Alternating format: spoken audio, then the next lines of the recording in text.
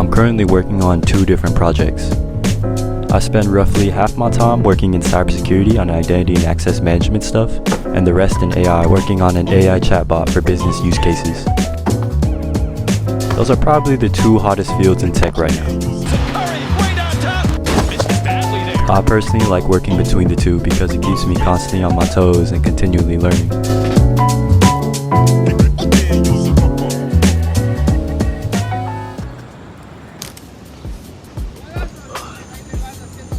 So I'm at Madison Square Park.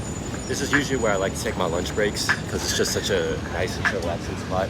But yeah, on the topic of internships, I'm sure many of y'all are trying to apply or trying to do something for your career. And what comes with that is constant rejections. Trust me, I've had my fair share of rejections trying to get this job. I'm someone that is really ambitious. I'll say sometimes I have more ambition than I can afford. And the thing with being a really ambitious person and shooting for really high spots is that you'll tend to fall short really frequently. And that can be super discouraging. Sometimes you get into these places of where you're trying to be and you just get Imposter syndrome. You feel like you don't belong intellectually, skillfully. But the thing I realized is that Imposter syndrome isn't a sign that you don't belong. It's a mechanism to tell you to adapt. Because if you're living life the right way, constantly evolving and placing yourself in new environments around people who are doing what you want to do, of course you'll feel like the imposter because you're new to it. Being young is mostly about your experiences. I don't know if what I'm doing right now is what I want to do for the rest of my life. But that's okay because your life is not a ladder. You don't have to choose something and just climb and continue go up and up with it. It's a staircase. Where you end up might be completely different from where you start.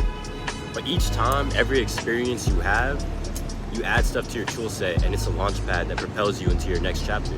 That's what I'm learning, is not being so afraid to fail. Because when I fail, I discover myself. It teaches me a lot more than when I succeed.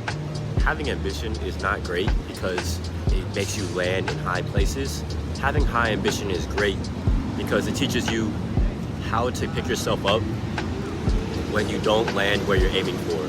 Sometimes you have to carve out the opportunities for yourself, and other times the opportunities are there. You just gotta take hold of them. All right, break time's over. Time for me to stop being a slacker and get back to work.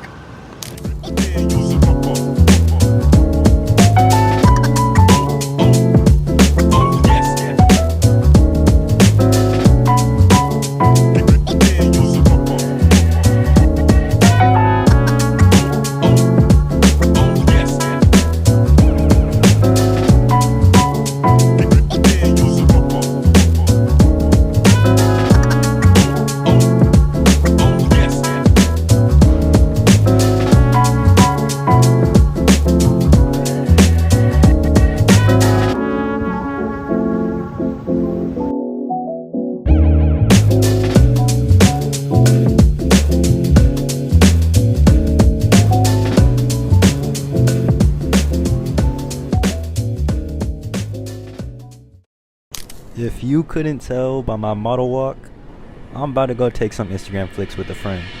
Let me introduce y'all to him. This guy's name is Jerron. He's probably one of the closest friends I've made out here in New York, and he just cracks me up. Yeah, I hang out with this dude a little too much.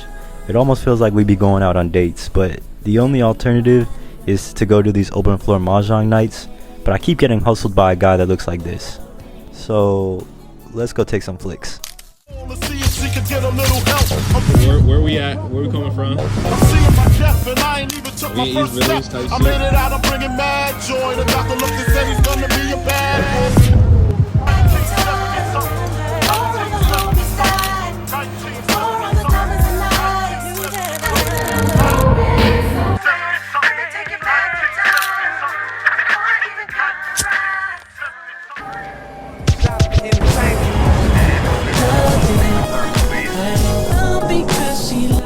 So crazy story, I just got invited to go on a boat party and I was like, hell yeah, I want to get on a boat, but they're like, the boat leaves in 10 minutes. It's like I hurry my ass up and walk to make it to this boat before it takes off without me.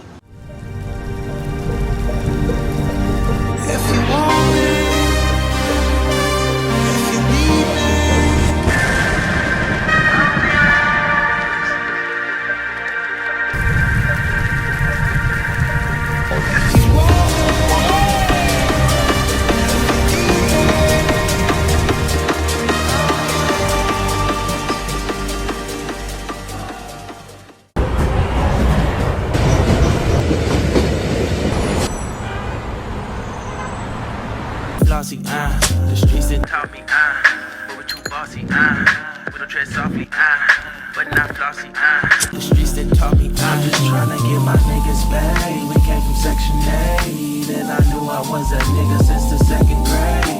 Man, I swear my time is ride the wave cause you ain't got a boat. All you niggas only need to know base. There's a water, y'all can't fuck with my oasis. Reason y'all not winning, y'all don't know the fucking basics. Moving too bossy, we don't tread softly, but not flossy, the streets that taught me, moving too bossy, we don't tread softly, I honestly blame my obsessive work ethic from watching too many Kobe edits.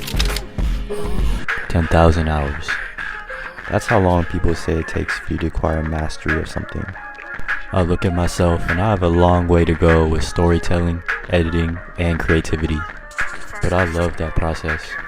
That's what I challenge you to think about. What are the things you do for you?